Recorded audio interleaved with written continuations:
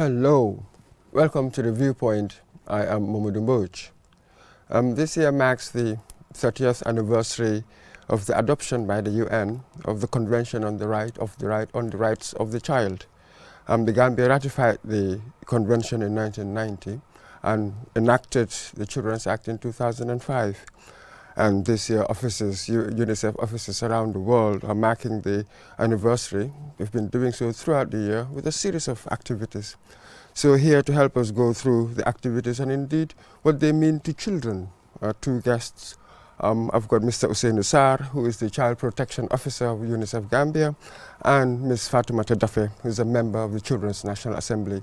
Welcome to the Viewpoint. Thank you. First, Ms. Daffé, what school do you go to? I attend St. Joseph Senior Secondary School. St. Joseph Senior Secondary School. What grade? 10. 10. How Yeah. old are you? I am 15. 15 years old. Thank you very much. Mr. Sarr, let's begin with you. What activities have you been doing in the past, or have you got lined up to mark the anniversary? Thank you very much. This year is a very important year for UNICEF, for the fact that from 1989, from the adoption of the Convention on the Rights of the Child, 2019 marks 30 years. And the importance is based on two fronts. One is we want to reflect from 1989 to 2019, how far have we come in protecting, respecting, fulfilling, and guaranteeing the rights of children around the world. Of course, working with governments, because UNICEF supports government in ensuring that rights of children are fulfilled and guaranteed. The second front is we want to ask ourselves, what are the challenges that we have come across that we were not able to really take care of and turn it into opportunities for children? And then ask ourselves, how far do we want to go the next 30 years? Because we know as long as children exist, this convention is here to stay. So it's good to ask yourself, in the next 30 years, how far do we want to go in ensuring that children realize their rights around the world? Around the world. Yes. Yes. So, Ms. Daffé, so what does the CRC 30, the Convention on the Rights of the Child 30, what does it mean to you? It means a lot, not only to me, but to the children of the Gambia, because it looks at our rights. It makes sure that our rights are not violated. Yes. Yes. But let's just go through these rights. Mr. Sarr, what exactly do we mean? Because since time immemorial, ever since people, get children, they were taking care of their children. Yes. So what are we talking about, these rights? If you look back to history, yes, we know people have been taking care of their children, but we think it needed to be reinforced with legislation, with a global legal instrument that the whole world should agree to say, yes, we do this, but we reinforce our efforts by ensuring that there are guidelines, there are rules, there are regulations to follow in ensuring that every child realizes his or her rights as a human being, because rights are entitlement. As long as you exist as a human being, you are entitled to rights. And we know children fall within a very vulnerable group because they don't have power, they don't have authority, they cannot, do certain things for themselves. So you need this convention, which is a global human rights instrument, to reinforce and be there for children, to ensure that adults who are duty bearers fulfill their responsibility and their duties towards children. Because most often, children have been taken as subjects. And if you have a subject, you dictate, you do, and you have the say. And we know human beings have feelings. Human beings have rights. They have opinion. They think. They can form opinion. So children, being human beings, should be able to exercise those rights as they grow. Absolutely. So how have you been marking the event, the anniversary, for instance, your National Assembly. Yeah. How have you been marking the anniversary? The anniversary of the convention. The convention Yes. and rights of children. Yeah. So how have you marked it? What activities have you done? Well, on the day of our sittings, after the sittings, all parliamentarians and some other children, we went to the, where was it again? The National Assembly? No. At the hotel school? Yes, the hotel school. We went there and we did like short quiz about the CRC. We had entertainment by the Bright Star Entertainment. They entertained us about CRC. We were taught about our rights. Yes. Yes. So, but tell us more about the National Assembly. How did you become a member of the Children's National Assembly? Well, I became a member. I'm a Red Cross member.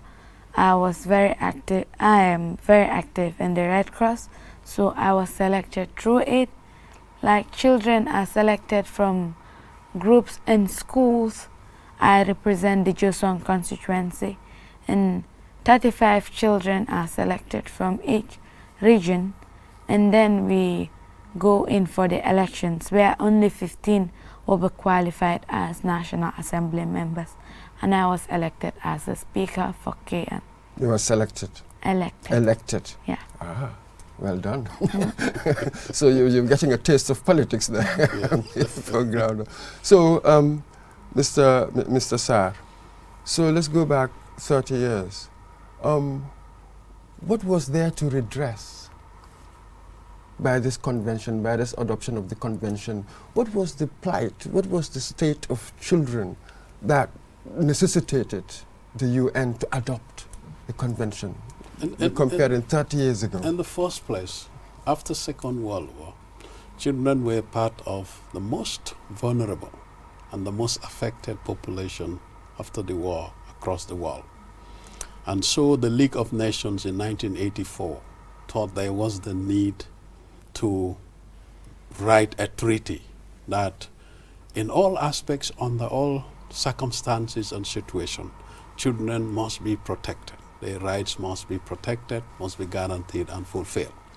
In 1984, the League of Nations, through the leadership of Poland, wrote this treaty. And in 1989, the treaty was called a convention, and it was tabled at the United Nations General Assembly, where it was adopted by heads of states. And today is the most ratified international human rights treaty. 190 countries, buy into this legal instrument. One of them, the Gambia. The Gambia, the 5th of February 1990, signed it. But 8th of August is when we ratified it. And these are 3 different levels that people need to understand. When you adopt a convention, it means the general body, other UN or representatives of countries accept to say, we agree to go in, for this treaty or this convention to come into be. So this when General you sign, Assembly. yes, when you sign, it shows willingness. The country have shown willingness. When you ratify now, it becomes kind of an obligation that you have committed as a country to buy into that convention or that treaty. So on the 8th of August 1990 is when Gambia ratified without reservation, meaning it has taken that commitment to ensure that all the articles in the convention is ready to fulfill those articles on behalf of children.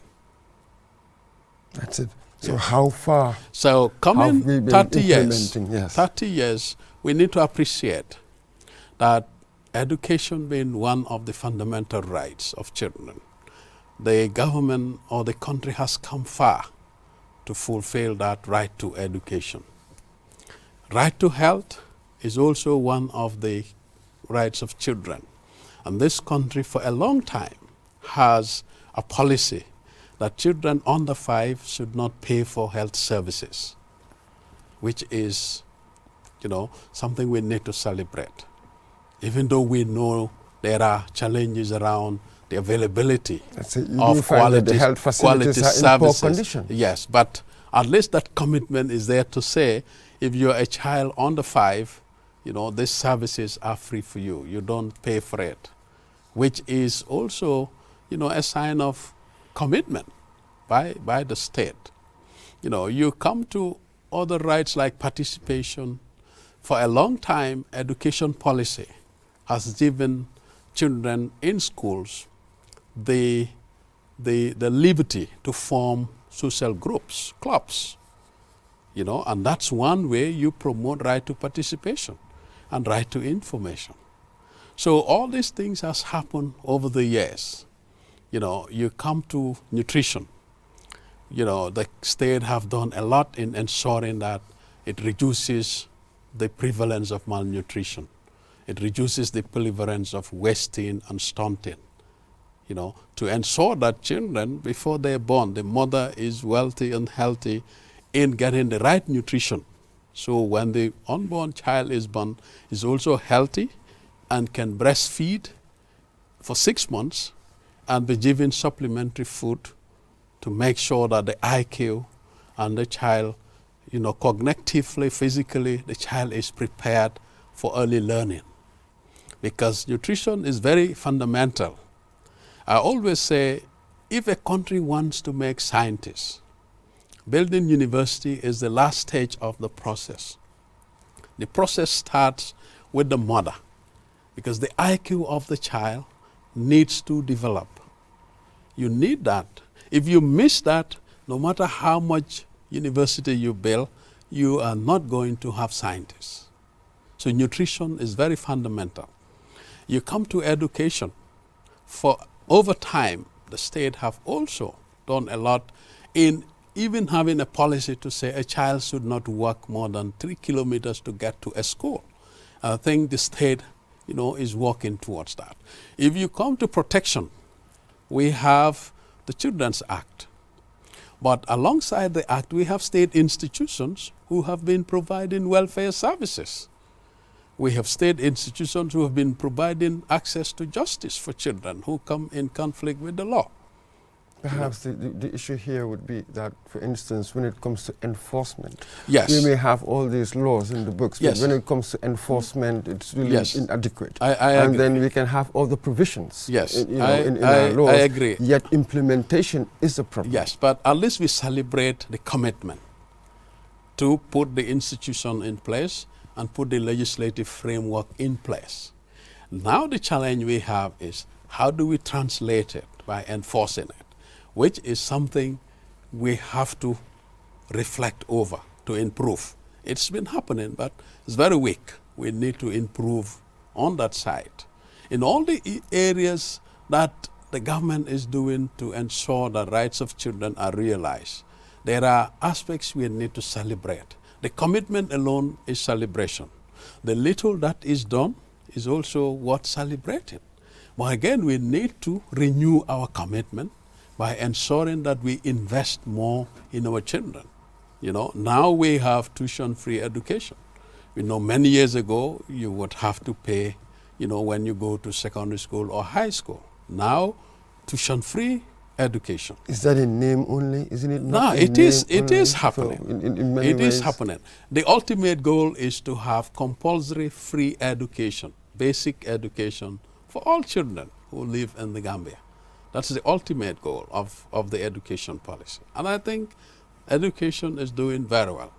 Health also, access to services, they still stick by the policy. Under 5 children, you have access to services that are available at no cost. And health has also improved immunization services for children. We know immunization is one of the fundamental services that the first 1,000 days of life, immunization supports and beyond, up to age 5. And much is being done. Now, polio is almost history in this country. Vitamin A is available. We have all the other immunization services that are of no cost for children. So you also go to protection. We have social services, even though there are more we have to do, but what is happening and what is available, we can appreciate that. But renew commitment to say, okay, we have come this far. How much are we ready to go to improve services, to increase access to services, but quality services for children? So now we'll come to Ms. Dafe. So how do you see it? Do you think that, what do you make of whether we've got an enabling environment where people will observe and really honor this commitment to the right of the child? How do you see it? You as a student with your parents or your teachers or any adults, your neighbors, how do you perceive this whole thing? Towards the rights of children? What do you think grown-ups around you, how do they treat you? Do you think that they honor the rights of the child from your angle? Well, not everybody honors it. Some do, like the government of the Gambia. At least they have provided the Children's National Assembly to advocate for the rights of the children, and they also adopted, signed and ratified the Convention of the Rights of the Child. And they have done many things, but like the adults in a community, like the rights, they don't even consider the rights of children. They think that children are people who are just there in the community just to play, or they are people who you just come and give sweets to or things. They don't even consider us into community decision making. But thank God the Gambian government has established this Children's National Assembly where children are included in decision making, where we advocate for the rights of the children. Okay, what about at school with your teachers? Is there any room for children to be part of the decision making of running the school, for instance? Do the teachers solicit? Do they come for your opinion, for instance, at school? For opinions and decisions that they have to... Yes, taking decisions. That's it. They're running you. They're running the school. Yeah. And you are the clients. You are the reason why they're there. So perhaps sometimes when they're taking certain decisions, it wouldn't be a bad idea to consult the students, don't you think? Yes, like for instance, how many times we should have maths in school. It's too much, and people like me, maths, and we have government ones, so they didn't even ask the children what they want. They just did. Yes, they just did it. And maybe like in my former school, computer, they don't even tell us like when we should have it or what we should do. They just went on with it. Yes. You're quite interesting there, because there you have to battle. Because you people who want to catalyze change, who want to change things, you have to battle the social mores, the norms. Right. So we've got these standards now. They're essentially globalized. You have these globalized standards, but yet you have to deal with certain localities, local norms. We so still how do you have deal to. with that? We still have to continue to work on addressing social norms. We have to work on improving, changing perception. We have to work on social behavioral change, because for a long time, every community has its own definition of a child and what a child looks like and what a child should do. And some of these things are not in conformity with the convention and even our Children's Act. So we're saying children are human beings. So in changing perception, you need to engage people. And I think that room is there for even civil society organizations to engage communities by, educating them, by raising their awareness on the rights of children, and also having community mechanisms to recognize rights of children and be protectors of children in the community. For example, we have what we call the community child protection committees. These are local community mechanisms that is in the community to educate the people, but also, to, be a watchdog. When rights are violated and they know, they should advance it to ensure that, redress is done with the police and in the court, and that child, his or her best interest is protected. There is also where you engage communities in changing social norms. For example, there are harmful, traditional practices that children undergo, and it's not in their best interest. But all these are things you have to do by engaging the people who are doing it. But how effective has it been? Yeah, have you been able to measure whether there's been any shift in our attitudes? Yes, it is. It is changing, because one of the, continuous, fundamental issue with social norms, looking at practices. If you take FGM, many years ago, nobody talks about it. Now it's openly being spoken about. People talk about it. And people have come out, declaring that they stop it. Some have declared that their children will not undergo it. So it has become, a discussion, open discussion issue now, meaning, gradually it's changing. So meaning if you engage the younger generation, you are likely to zero the practice by the time they become adults. Okay, you look at hand washing. We know traditionally they would say the blessing is when we all wash our hands in one, bowl of water and eat. And when we finish eating, we all wash our hands in the same, container.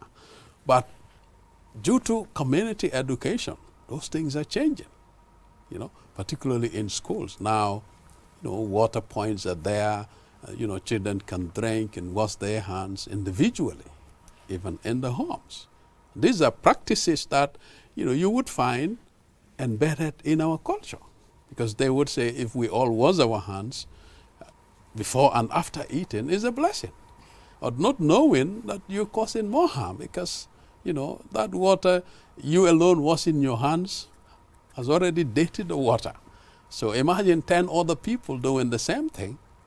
What are you doing? So these are things that, a lot of work is being done, with government and civil society to change perceptions and do away with social norms that are harmful to children. But also, empowering children is another fundamental thing. Because when you empower children and they engage their peers in educating themselves, you are a sort of a generation that will do away with that practice. So a lot of empowering would mean that they have information. Yes, by mobilizing them, Yes. training them according to their capacity and capability, giving them information that is in accordance to their capability and their capacity, and giving them the opportunity to speak. She has mentioned the Children's Assembly. That's one platform where children talk about issues that affects them in their homes, in their communities, in their regions. And when they discuss it, they have a position paper that they present to government to say, consider our opinion, our feelings, our voice when you're deciding on behalf of the nation. Because this is a population that if you leave behind, it will catch you up. Because you cannot dream to say, I expect to have a productive society in 30 years to come when I don't start building that society now. You will be caught up when it's 30 years. Because then everybody will be in his or her own world and will be doing their own things. Whether it's in conformity or not, they don't care and they will not care. So working with them now to make them understand they are leaders from now. That's why people like me, I always say, saying leaders of tomorrow? No, you start from now. You build those skills, you build the foundation. So as they grow, responsibility becomes part of their daily life. And the more they know, the more they become responsible. So you are a sort of having a generation of leaders who are well educated, who are well aware, and who have respected and understood human values related to human rights. Because children today, you teach them their rights as children. They are human beings. They have fundamental values that they live with. And when they grow with those values, it has a positive, impact on society. Absolutely. So empowering them is one fundamental area that we're doing a lot to support government and to work with civil society to ensure that children themselves have the requisite knowledge and skills in addition to the regular curriculum they go through in school to make it comprehensive, if you like, a human education system where the child is molded to become productive socially and economically when they become young adults. Yes. Following on from that, Mr. Fe, so here, how do you think that children can help adults, can contribute to the social change, to the attitudinal change we've been talking about? How do you think that you can assist in helping us fogies, grown-ups, to be more sensitive to the rights and needs of children? Like what he said, we have undergone many trainings. They have taught us a lot of things. And I think what we learn from the Children's National Assembly, what they teach us, when we go back to our communities, we should teach the adults and also explain to them our rights, our responsibilities, our needs, our wants. We should explain to them, like, we should be included in decision making. We should tell them the issues that are affecting us and a lot more. Yeah. So have you been doing that so far? Yes. So what has been the response of the adults? Some people don't take it seriously because it deals with children. I think now adults are more concentrating more on the politics but forgetting the children back. If you talk, they don't even, because it is children, they don't even consider.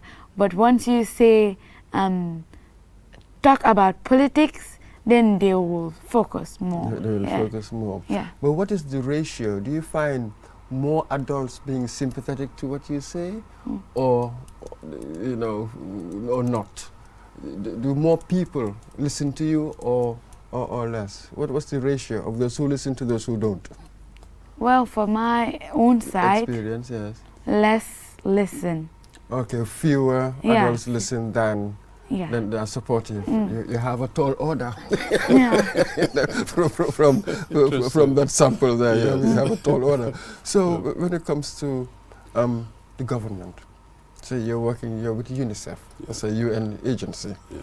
So you have to work with government. Yes. So what do you think of the protection mechanisms they have in place? Early on we talked about the lack of enforcement, because in this area you need government in many ways. Yeah. And not long ago, with some of these surveys, with the trafficking in persons survey that was done, there were cases of child sex abuse, they call it, but government was reluctant to prosecute and the like. Yeah. So how has government been helpful in really realizing this dream that we have? Yeah, I think we can take it from three different dimensions. One dimension is government's commitment to put up legislation, institutional and policy frameworks, including the human resource, which is the first level of commitment. Imagine if the government has not signed, has not ratified the convention, and we don't have a legislation specific to children, and you just have a society where every adult defines the rules against children, So I think we need to appreciate that first level. Now, when you have the legislative framework, the policy and the institution, including human resource, now the second level is operational. How do you make that operational? It requires resources, and we have not seen much in the area of operations, because if you take social services, you have a whole region in this country that relies on 2 people who are social workers to respond to social issues affecting children. Imagine if you take KMs as a municipality and you have 2 social workers who should respond to all social issues affecting children in the municipality. That ratio is beyond the minimum standard. You know, you go to access to justice. Up till now, the country is only able to institutionalize 4 children's courts with the minimum. The standard, no, but the minimum, at least they have a court designated for children in Kanifing, in Birkama, in Basse, and this year they opened another one in Mansakonko. So those are, commitments we need to appreciate, but there is more to it. So I will say, yes, we are supporting government to ensure that the minimum standards and minimum services of quality are available, but there are challenges, and the challenges are on the operational side. The operational side, the capacity of resources, both human and financial resources. If you take a look, from the national budget, and you do a child financing analysis to understand how much does C enjoy from the national budget as a child, you might find it to be less than $1 if you do the proper calculation. So meaning our investment towards children is almost zero. Even though we have all these mechanisms, institutions, we pay people salary for doing those services, but how much of that reaches the child directly? Because most of those things are indirect. If you pay me salary to provide service for children, indirectly the child is benefiting. But, when you say investment, you need to ensure that dollars you are investing in children reaches children directly. The other associated costs we know have to be there. So investment is one thing. And it's good to remind government that early this year the president signed the ECOWAS protocol that obliged states to invest 3% of national budget in child protection for children. Okay, education, the global education goal has said for a country to meet the minimum quality education, you need to invest 20% of your national budget. Health is 15. We've still not met 15.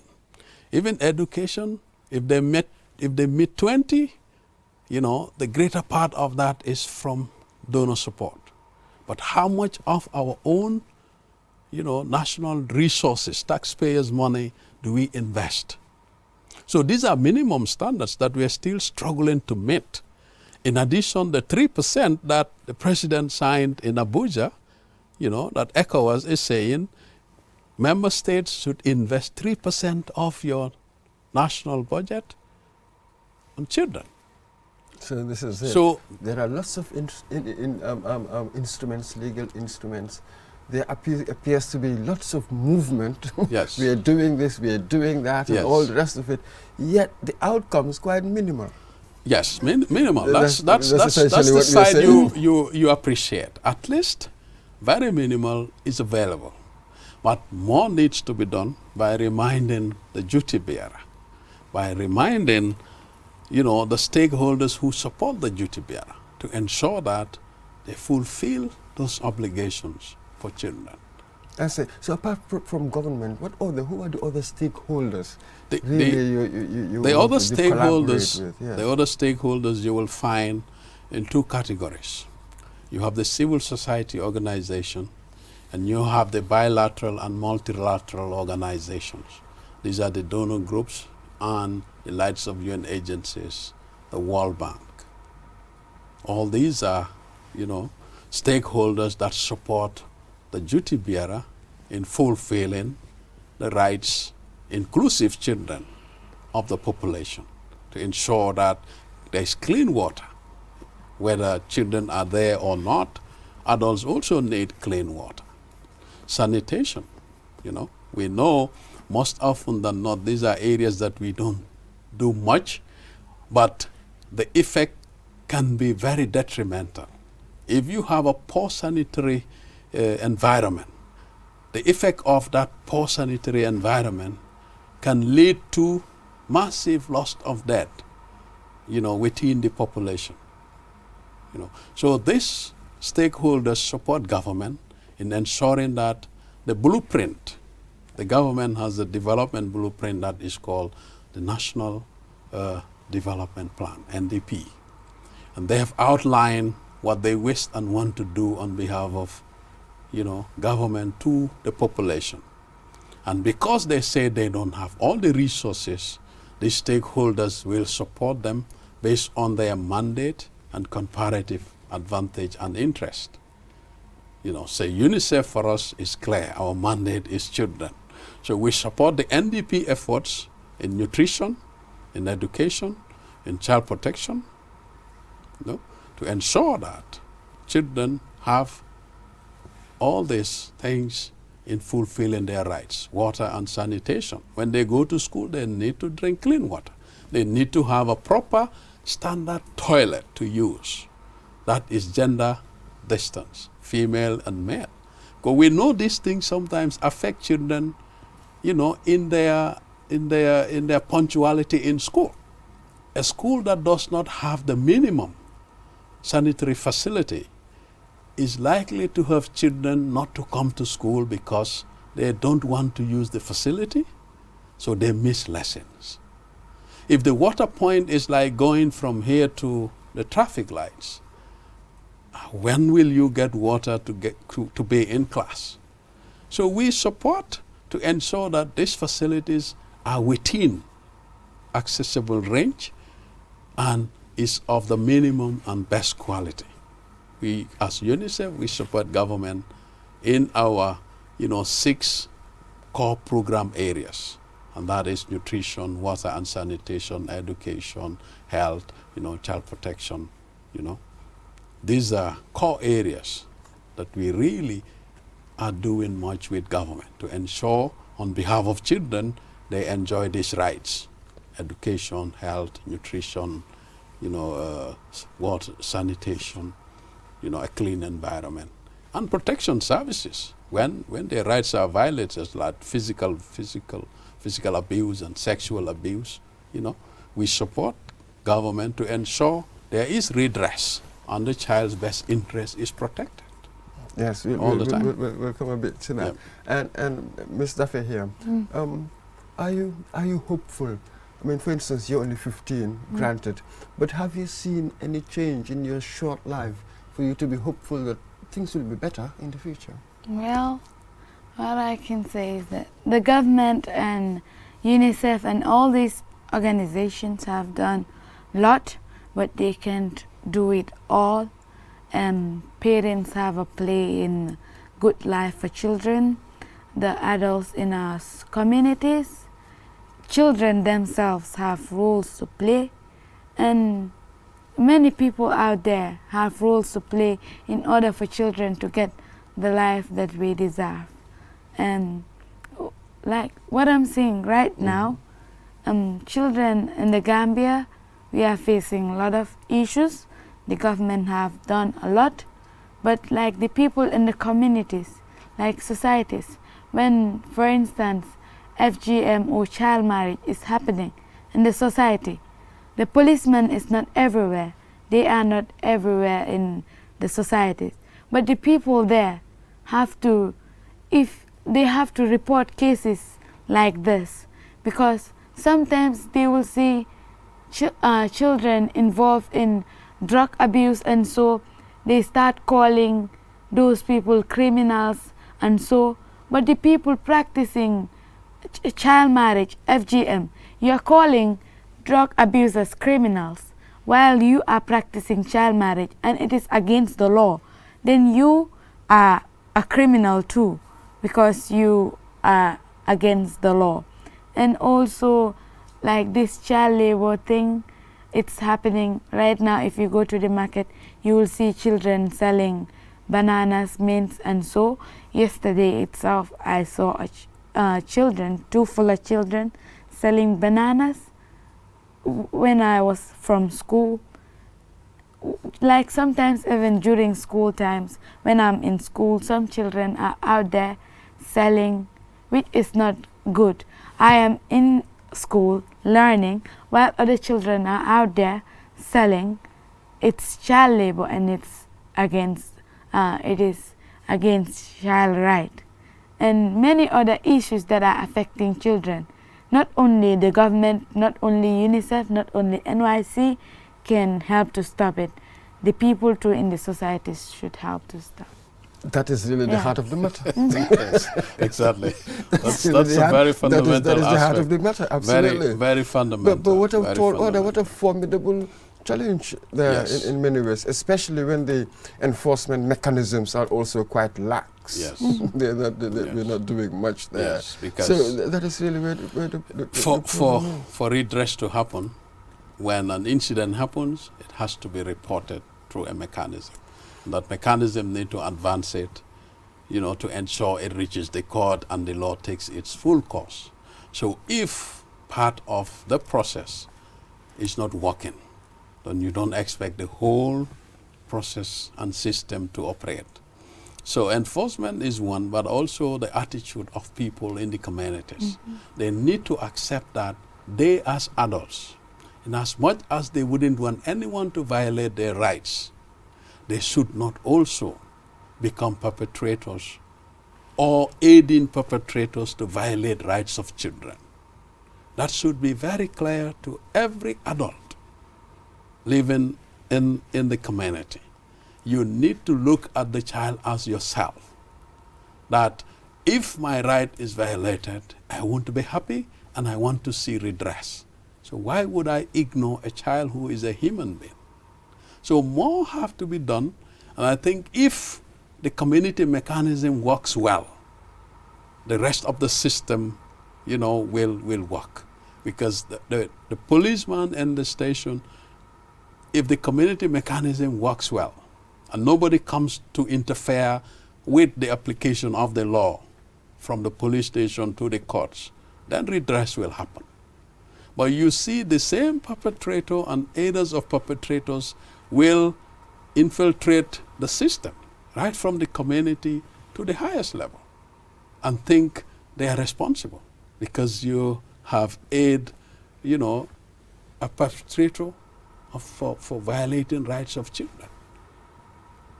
But have you, do you engage with parents? Do you have any mechanisms of engagement? Yes, with the parents? We do. And When we support government and civil society, part of the community interventions is community engagement.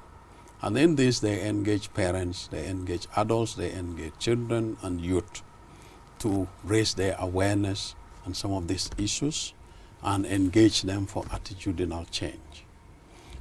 Further to that, we have interventions that look at early childhood in the community, where we have a parenting program.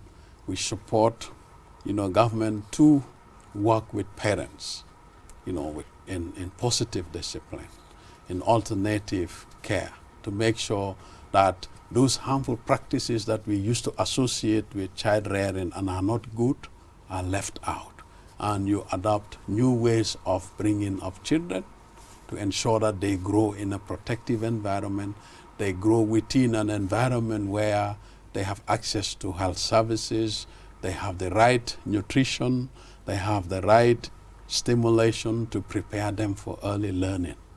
So these are interventions that we're doing, but the ultimate goal is to ensure there is social behavioral change so that every adult recognizes, respects, fulfills, and guarantees the rights of children. By that, you can stand up. When an incident happens, you don't have to wait for a policeman to come. You be the first policeman or policewoman to intervene and ensure that the best interest of the child is what you put before you. And that is, when the right is violated, it needs to be reported because there is a law that protects that child.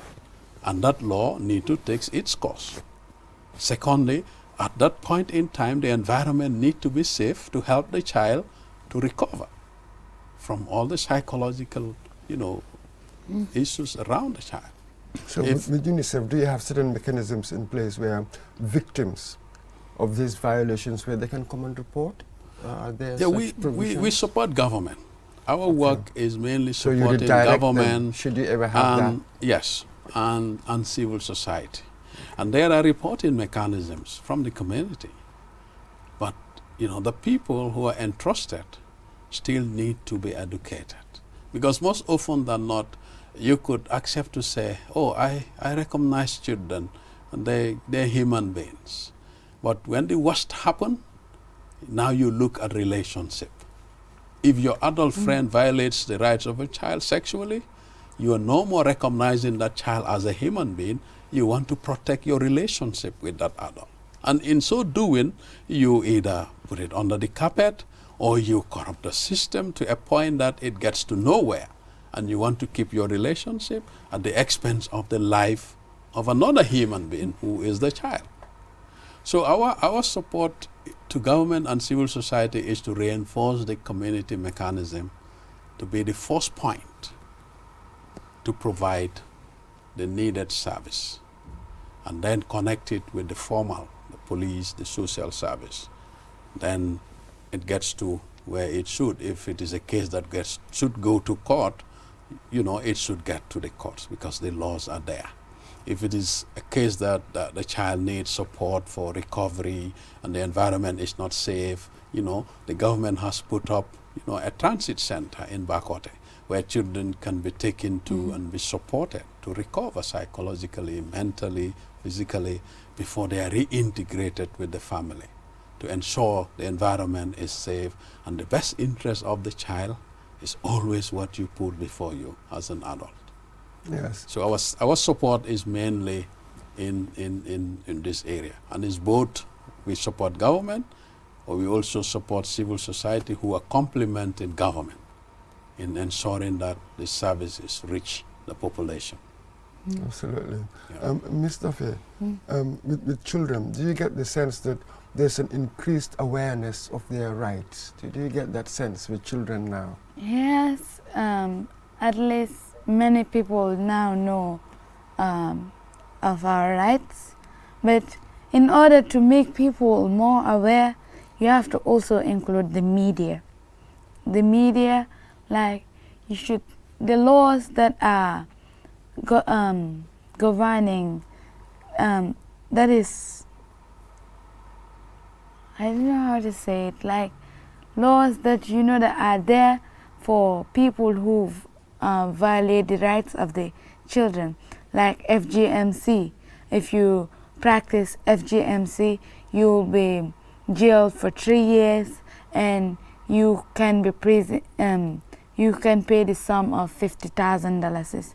Things like this should be aired out for people to know about these things, and for people to know about the rights of the children.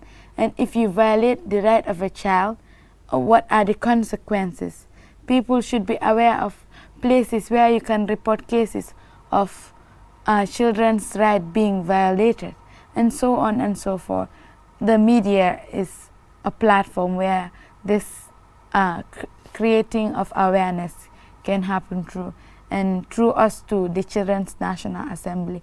When we go to school, we can sensitize our fellow students, we can talk to our parents, people in our societies, and many other places where that it can create awareness. Yes, Yeah. but do you also appreciate this tension, if you like, between tradition, because for a lot of people, how they are, there's a tradition, and these notions of rights. You realize that you have to address that Yes. tradition against this notion of what we have today. We call it rights. Yes. A lot of people really do not have any idea. Like in the case of FGM, when you tell it to some adults, they will tell you to keep quiet, it's tradition, our grandparents have been doing it, but they have been doing it, but it's causing more harm than good. So why still practicing it because it is tradition? I think traditions that are doing more good than harm should be practiced rather than traditions that are doing more harm than good. You should let them know that FGM causes more harm than good so that they can at least stop it. Yes. That's it. So whenever we can make this evaluation that tradition is doing harm, we should reject it. Yes. Quite interesting, quite radical, Yes. but that's what we expect from the young. Yes. That's what we Yes. expect So you see, when you empower the younger generation, Yes. and they speak for themselves, because they have feelings, they can form opinion, and they can make those opinions heard, and those feelings they can express it. So you are a sort of a generation that when they grow as adults, you are a sort of having a responsible and productive generation. But this is the problem, isn't it? With us, it seems as if sometimes we treat tradition or custom as though it were a fetish. Yes. We really never want to have a critical engagement with it. We feel that we should be enslaved by it. So that is why it's going to be a really difficult psychological battle in the end. The battle is in the hand. It will be difficult psychological battle for us to You know, overcome. because some of this. you know one fundamental thing is adults are one segment of population who fear change. Many adults resist change because they feel insecure, and that feeling insecure and fear of change makes certain people to continue to lean on the word tradition and culture. And adults are very good excuse takers to have to do something and say is our culture, not considering the consequences and the effects of that practice on the other segment of population that are equally human beings. So we're very quick. So it's only self-interested. Yes, very selfish. Very selfish, really, that's what they yes, do. very selfish. But you know, when you engage the adult population, slowly engage them. Those who can change will come to your side. But for me, the adult population, we should input more energy, because that's becoming, you know, a population that is wearing out. That is their own You know, mentality. the more is the younger generation. You educate them and they understand, they appreciate, they practice. You're a sort of a future where culture is seen to be, you know, the best part of human life, and not in total an excuse. Even where you break the law, you lean on culture to say, yes, we break the law, but it's our culture. You know, and you find that many at times with adults. And this is because they fear change and they feel insecure. So, Ms. Daffé, your final words, we're coming towards the end. So what would you want to tell adults out there? I just want to tell them to consider child's right. They should not think that children are just there as children. They'll gradually grow up. But if you don't take care of them, if you don't consider their rights, then what about the future? And I also want to talk about the education sector. Like, not all children are academically good, I always say. So if they are not academically good, the government should provide skill centers where children can go and learn skills, so that if they are not every child, not everyone can sit in an office. So if I don't sit in an office and I don't go to any skill center to advance my skills, then when I grow up, I'll just be someone sitting around the streets doing nothing, which is very bad for the future. And also children that are roaming around the streets, parents send their children out there to sell. Tell them that if you don't bring this certain amount of money at home, you should not come back if you don't bring a certain amount. And that child will like stay out for late hours just to have that amount of money, and which might lead to sexual abuse and so. And this FGM and child marriage there are laws for it, but I think it should be enforced. The government should make sure that all these laws should be enforced, and that no child should be out during school hours selling foodstuffs while other children are in there in the classes. Thank you very much. Mr. Sarr, absolutely. I mean, the old ways, really, children were like chattels. And we used to have these proverbs, children should be seen but not heard. Right. But we really do not know how much we are missing when we do that. Very well. Your final words. Very well. My final words would be to encourage government to invest more in children, and to parents and adults to appreciate that children are human beings. Their rights need to be protected, need to be fulfilled, need to be guaranteed. It's no excuse for anybody to violate the rights of children and lean on culture, on tradition. Thank you very much. We've come to the end of the viewpoint. I thank my two guests, Fatoumata Daffé, a member of the Children's National Assembly, and the Chief Protection Officer of UNICEF, Mr. Ousainou Sarr. And thank you very much, viewers, for joining us on the viewpoint. So, see you next time. I'm Mamadou Mbodj. Goodbye.